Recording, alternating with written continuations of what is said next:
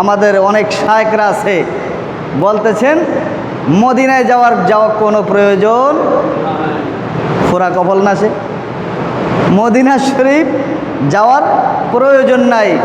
সে কি বলে মদিনার লোকই তো মক্কায় এসে হজ করে, আর হজ কি মদিনায় করবে? মক্কাই তো হজ করে, তো রসুলের রওজা শরীফে যেতে হবে না?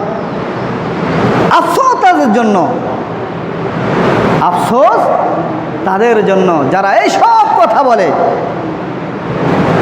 আনযুক্তির কথা বলে, যুক্তি ছাড়া কথা। আপনি বলবেন বাংলাদেশের রাজধানী কোথায়?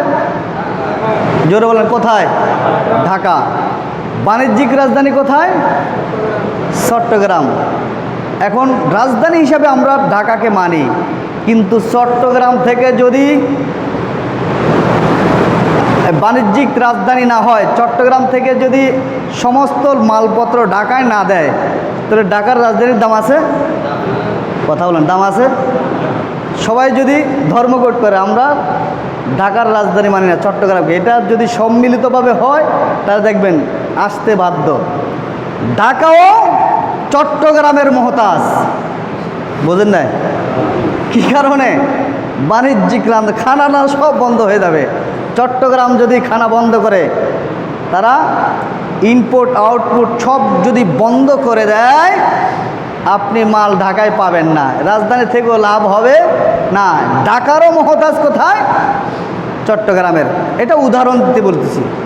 তাই মক্কা এটা আল্লাহর ঘর, এটা একটা নিদর্শন, আল্লাহর নিদর্শন, সুতরাং এটার মর্যাদা বেশি।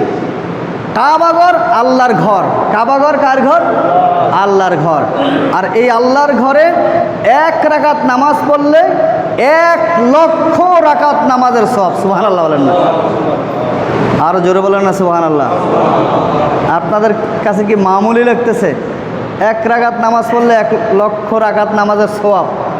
আর রাসূল সাল্লাল্লাহু আলাইহি সাল্লামের মসজিদে নববীর মধ্যে 1 রাকাত নামাজ পড়লে 50,000 রাকাতের সওয়াব। সুবহানাল্লাহ বলেন না? 50। এই জন্য প্রেমিক যিনি, প্রেমিককে কখনো মদিনা শরীফ যাওয়া থেকে বিরত রাখতে পারবে না।